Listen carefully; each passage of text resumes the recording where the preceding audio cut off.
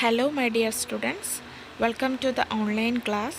Today we will learn factors affecting friction. So let's do an activity. Make an inclined plane on a smooth floor or on a table. You may use a wooden board supported by bricks or books. അതായത് ഒരു smooth ഫ്ലോറിലോ ഒരു smooth ടേബിളിലോ ഒരു inclined plane ഉണ്ടാക്കുക. അതിനുവേണ്ടി നമ്മൾ ഒന്നെങ്കിൽ book അടുക്കി വെച്ചിട്ട് ഒരു വുഡൻ ബോർഡ് ചരിച്ചിങ്ങനെ വെക്കുക, അല്ലെങ്കിൽ ബ്രിക്ക് അടുക്കി വെച്ചിട്ട് വുഡൻ ബോർഡ് ചരിച്ച് വെക്കുക. സോ അപ്പോൾ ഇൻക്ലൈൻഡ് ആംഗിൾ ആയി. Put a mark with a pen at any point A on the inclined plane. ആ ഇൻക്ലൈൻഡ് പ്ലെയിനിൽ എവിടെയെങ്കിലും ഒരു പോയിൻ്റ് മാർക്ക് ചെയ്യുക. Now let A pencil cell move down from this point. അതിനുശേഷം ഒരു ബാറ്ററി, ഒരു സെല്ലാണെങ്കിൽ ആ പോയിൻറ്റിൽ നിന്നും താഴേക്ക് ഇടുക. How far does it move on the table before coming to rest? Note down the distance. റെസ്റ്റിലാകുന്നതിന് മുമ്പേ എത്ര ദൂരം അത് സഞ്ചരിച്ചു എന്നുള്ളത് നിങ്ങൾ നോട്ട് ചെയ്ത് വെക്കുക. Now spread a piece of cloth over the table. Make sure that there are no wrinkles in the cloth. അതിനുശേഷം ഇനിയും ചെയ്യേണ്ടത് ഒരു ക്ലോത്ത് വിരിക്കുക. ആ ക്ലോത്തിൽ റിങ്കിൾസ് ഒന്നും ചുളിവുകളൊന്നും പാടില്ല.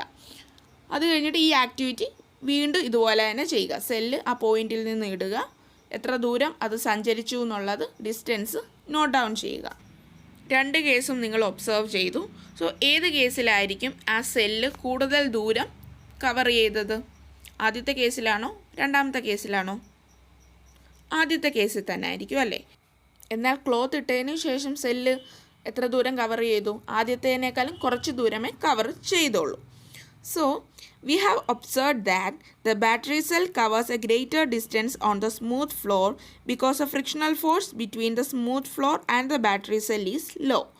അതായത് നമ്മൾ ആദ്യത്തെ കേസിൽ കണ്ടു സ്മൂത്ത് ഫ്ലോറിലാണ് കൂടുതൽ ദൂരം സെല്ല് കവർ ചെയ്തത്. അതിന് കാരണം എന്താണ്? സ്മൂത്ത് ഫ്ലോറിനും ബാറ്ററി സെല്ലിനും ഇടയ്ക്കുള്ള ഫ്രിക്ഷണൽ ഫോഴ്സ് അവിടെ കുറവായിരുന്നു. അതുകൊണ്ടാണ് കൂടുതൽ ദൂരം കവർ ചെയ്തത്. എന്നാൽ ക്ലോത്ത് ഇട്ടതിന് ശേഷം അത് കുറച്ച് ദൂരമേ കവർ ചെയ്തുള്ളൂ. കാരണം ക്ലോത്തിനും അല്ലെങ്കിൽ ബാറ്ററി സെല്ലിനും ഇടയ്ക്കുള്ള ഫ്രിക്ഷണൽ ഫോഴ്സ് എന്ന് പറയുന്നത് വളരെ കൂടുതലാണ്.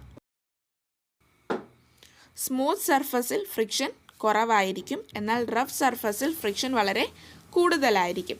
ഫ്രിക്ഷൻ കുറവാണെങ്കിൽ മാത്രമേ കൂടുതൽ ദൂരം കവർ ചെയ്യാൻ വേണ്ടി പറ്റത്തുള്ളൂ. So we can conclude that friction depends on the nature of the surface. അതായത് ഫ്രിക്ഷനെ ഡിപ്പെൻഡ് ചെയ്യുന്നൊരു ഫാക്ടർ എന്ന് പറയുന്നത് എന്തുവാണ്? സർഫസിൻ്റെ നേച്ചർ. അത് സ്മൂത്ത് ആണോ റഫാണോ അതെന്ന് പറയുന്നത് ഫ്രിക്ഷനെ ഡിപ്പെൻഡ് ചെയ്യും. Then friction is caused by the irregularities on the two surfaces in contact. അതായത് കോണ്ടാക്റ്റിലിരിക്കുന്ന രണ്ട് സർഫസിലുള്ള ഇറഗുലാരിറ്റീസ് കാരണമാണ് ഫ്രിക്ഷൻ ഉണ്ടാകുന്നത്. Even those surfaces which appear very smooth have a large number of minute irregularities on them. അതായത് smooth surface ആണെങ്കിൽ പോലും അവിടെയും ലാർജ് നമ്പർ ഓഫ് ഇറഗുലാരിറ്റീസ് കാണും. It might not be visible to naked eyes. നമുക്ക് naked eyes കൊണ്ട് നമുക്ക് കാണാൻ പറ്റത്തില്ലായിരിക്കും. എന്നാലും സ്മൂത്ത് സർഫസിൽ ഒരുപാട് ഇറഗുലാരിറ്റീസ് ഉണ്ട്. Irregularities on the two surfaces lock into one another. When we attempt to move any surface we have to apply a force to overcome interlocking. അതായത് രണ്ട് സർഫസസിലും ഇറഗുലാരിറ്റീസ് കാണും. അതായത് ഇപ്പം ഒരു സ്മൂത്ത് ടേബിൾ എടുക്കുക, അതിൽ കൂടെ നമ്മളൊരു ബോക്സ് പുഷ് ചെയ്യുക. സോ അതിൻ്റെ രണ്ട് സർഫസിൽ ഇറഗുലാരിറ്റീസ് കാണും. ഈ രണ്ട് സർഫസിലെ ഇറഗുലാരിറ്റീസ് തമ്മിൽ ഇൻ്റർലോക്ക് ആവും. So when we attempt to move any surface we have to apply force to overcome interlocking. അതായത് നമ്മൾ ഒരു ഒബ്ജക്റ്റ് മൂവ് ചെയ്യണമെങ്കിൽ നമ്മൾ ആ ഇൻ്റർലോക്കിങ്ങിനെ ഓവർകം ചെയ്യുന്ന രീതിയിൽ ഫോഴ്സ് കൊടുക്കേണ്ടതായിട്ട് വരും. So the force of friction is greater if rough surface is involve. അതായത് റഫ് സർഫസിൽ എപ്പോഴും ഫോഴ്സ് ഓഫ് ഫ്രിക്ഷൻ എന്ന് പറയുന്നത് അല്ലെങ്കിൽ ഫ്രിക്ഷൻ എന്ന് പറയുന്നത് വളരെ കൂടുതലായിരിക്കും. സോ ആദ്യത്തെ ഒരു ഫാക്ടർ നമ്മൾ പഠിച്ചു, നേച്ചർ ഓഫ് ദ സർഫസ്. സർഫസിൻ്റെ നേച്ചർ, അതായത് സ്മൂത്ത് ആണോ റഫ് ആണോ അതിനെ ഫ്രിക്ഷൻ ഡിപ്പെൻഡ് ചെയ്യും. രണ്ടാമത്തെ ഒരു ഫാക്ടർ ഉണ്ട്, how tightly the surfaces are held together.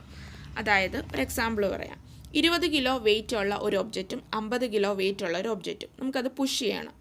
ഏതായിരിക്കും പുഷ് ചെയ്യാൻ എളുപ്പം? 20 കിലോയാണോ 50 കിലോയാണോ? 20 കിലോ ആയിരിക്കും മൂവ് ചെയ്യാൻ അല്ലെങ്കിൽ പുഷ് ചെയ്യാൻ എളുപ്പം. So friction is less for lighter box. Weight കുറവുള്ള ബോക്സിന് അല്ലെങ്കിൽ വെയിറ്റ് കുറവുള്ള ഒബ്ജക്റ്റിന് ഫ്രിക്ഷൻ കുറവായിരിക്കും. അതിനെന്തായിരിക്കും കാരണം നോക്കാം. വെയിറ്റ് കൂടിയ ഒബ്ജക്റ്റ് എന്ന് പറയുന്നത് സർഫസിൽ ഹാർഡായിട്ടായിരിക്കും പ്രസ് ചെയ്യുന്നത്. സോ അവിടെ സ്ട്രോങ് ഇൻ്റർലോക്കിങ് സംഭവിക്കും. എന്നാൽ വെയിറ്റ് കുറഞ്ഞ ഒബ്ജക്റ്റ് എന്ന് പറയുന്നത് അത്ര ഹാർഡായിട്ടല്ലായിരിക്കും സർഫസിൽ പ്രസ് ചെയ്യുന്നത്. സോ വീക്ക് ഇൻ്റർലോക്കിംഗ് ആയിരിക്കും. സ്ട്രോങ് ഇൻ്റർലോക്കിംഗ് ആണെങ്കിൽ അത് ഓവർകം ചെയ്യാൻ ഒരുപാട് ഫോഴ്സ് കൊടുക്കേണ്ടതായിട്ട് വരും. സോ അതുകൊണ്ടാണ് കൂടുതൽ ഫ്രിക്ഷൻ അവിടെ വരുന്നത്. എന്നാൽ വീക്ക് ഇൻ്റർലോക്കിംഗ് ആയതുകൊണ്ട് തന്നെ കുറച്ച് ഫോഴ്സ് കൊടുത്താൽ മതി, അപ്പം പെട്ടെന്ന് തന്നെ മൂവ് ചെയ്യാൻ വേണ്ടി പറ്റും. അതുകൊണ്ടാണ് ലൈറ്റർ ബോക്സസിന് കുറച്ച് ഫ്രിക്ഷനേ ഉള്ളൂ, പെട്ടെന്ന് മൂവ് ചെയ്യാൻ പറ്റുന്നത്. So we can say that the force of friction will increase if the two surfaces are pressed harder. So let's conclude the class. ഇന്ന് എന്താണ് പഠിച്ചത്? ഫ്രിക്ഷനെ അഫക്റ്റ് ചെയ്യുന്ന ഫാക്ടേഴ്സ്. ഒരു ഫാക്ടർ എന്ന് പറയുന്നത് എന്താ? On the nature of the surfaces in contact. കോണ്ടാക്റ്റിൽ വരുന്ന സർഫസിൻ്റെ നേച്ചർ, അത് സ്മൂത്ത് ആണോ റഫ് ആണോ അതിനെ ഡിപ്പെൻഡ് ചെയ്യുന്നു. രണ്ടാമത്തെ കാര്യം on how hard the two surfaces press together. അതായത് രണ്ട് സർഫസസ് എത്ര ഹാർഡായിട്ടാണ് ഒരുമിച്ചിരിക്കുന്നത് എന്നത് ഫ്രിക്ഷനെ ഡിപ്പെൻഡ് ചെയ്യും. ദെൻ ഫ്രിക്ഷൻ്റെ റീസൺ എന്താണെന്ന് നമ്മൾ പറഞ്ഞത്? Irregularities between the surfaces. കോണ്ടാക്റ്റിൽ വരുന്ന സർഫസുകളുടെ ഇറഗുലാരിറ്റീസ് എന്ന് പറയുന്നതാണ് ഫ്രിക്ഷന് കാരണമാകുന്നത്. സോ ഇറഗുലാരിറ്റീസ് വരുമ്പോൾ അത് തമ്മിൽ ഇൻ്റർലോക്ക് ആവും. ഇൻ്റർലോക്കിങ്ങിനെ ഓവർകം ചെയ്യാൻ നമ്മൾ ഫോഴ്സ് കൊടുക്കേണ്ടതായിട്ട് വരും. So hope you all are understand the topic. See on the next class. Thank U.